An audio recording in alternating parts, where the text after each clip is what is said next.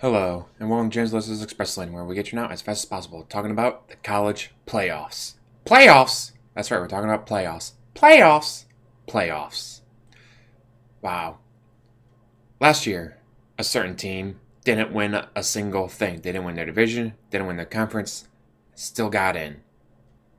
Got blanked, they got in. This year, they actually won something. They actually won not just the division, but their conference. Still didn't get in. And this will be the first year that the Big Ten does not get a team in. Will this lead to the committee going, all right, we need an 8-game playoff system? Because you know the Big Ten's going to throw a huge fit about this. Like, how dare you put Alabama in? They didn't win anything. You didn't win anything last year. Shut up. That doesn't matter. But here's the thing, though. These kids are playing for free. Like, they go to the commissary and like, oh, look, there's my jersey hanging on the wall for $80. I can't buy it because I don't have $80 because I'm not allowed to be paid.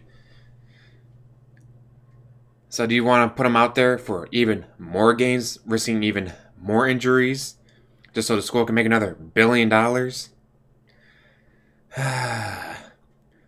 I love football, but the fact that these kids play for free, it's like, they get an education. Yeah, that underwater basket weaving degree is going to help them a lot in the future. No, it's not. These kids are working a full-time job. They put in the hours, they put in the work, and they don't get paid for any of it.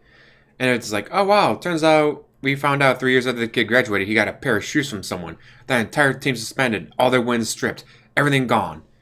But it was a pair of shoes. Doesn't matter. Destroy the team. Blacklist them. Death to everyone. But it was a pair of shoes. Doesn't matter. Oh, that kid got a pair of shoes. The school got, $822 million during the 3 years that kid was playing there and made him all that money. Doesn't matter. No shoes. How this is legal, I don't know. They don't get an education. All right, some of them know that they go to Harvard. Yeah, whatever. They get an education paid for by football. But these players, like from Ohio, Alabama, like they're not going there for an education. They're going there to play football and go to the NFL, which a lot of them do. It was like 2 years ago, the NFL draft was Ohio State, Ohio State, Ohio State, Ohio State. 3 rounds later, Ohio State, Ohio State. Finally, they ran out of Ohio State players to draft.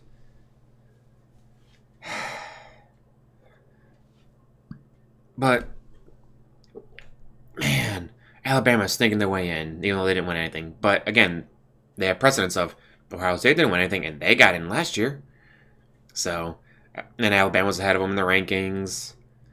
And they have 1 loss versus 2 losses, and the one of the losses that Ohio State had was to Iowa, unranked, destroyed, blanked, while Alabama lost to Auburn. So it makes sense that they put an Alabama in over Ohio State, but I just see this as the Big Ten is going to throw a fit. The people who run the Big Ten, the schools are going to throw a fit. Like, you got to have a Big Ten team in every year. Well, what if the best Big Ten team has like 4 losses? Doesn't matter. They're a Big Ten team. You got to put them in there. Like, no, it's the 4 best teams. You had 2 losses. They had 1 loss, so they get in over you. So again, will this lead to like an 8-squad, 8-team playoff system? Who knows? But for me, I think they actually got it right this year. Because while yes, Alabama didn't win their division or conference, but Ohio State didn't win anything last year. Well, the difference is Alabama has 1 loss, Ohio State has 2 losses, and one of those losses was them getting blown out by an unranked opponent. Or Alabama lost to Auburn, they're not a high school. They're a really good team.